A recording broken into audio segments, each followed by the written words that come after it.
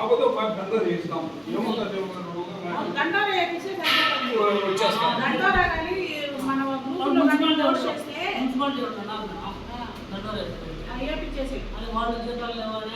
సంగరాజు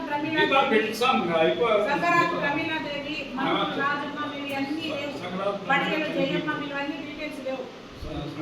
రాయచోటి ఎల్లయ్య తర్వాత సిపిఆర్ సుబ్బరామయ్య అంటే చిన్నమ్మ లేదు అడ్రస్ కంప్లీట్ చేసాము.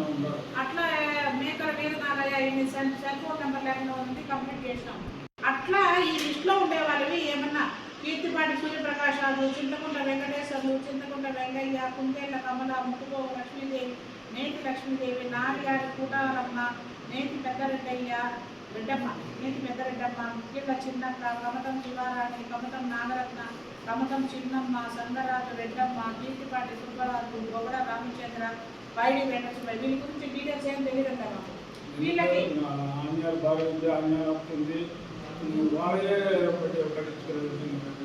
నువ్వేం చేయాలంటే ఇవంతా ప్రింట్ చేసుకొని ఇవన్నీ తీసుకొని మొత్తం రాసుకోవాలా.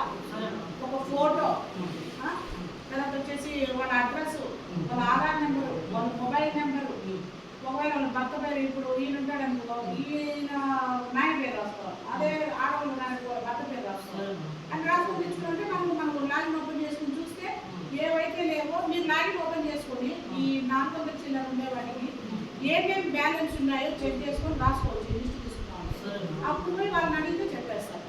ఇప్పుడు మన ఆయన ఆంజనేయులు వాళ్ళదే ఉన్నాయనుకుంటాను, నేతి లక్ష్మీదేవి అంటే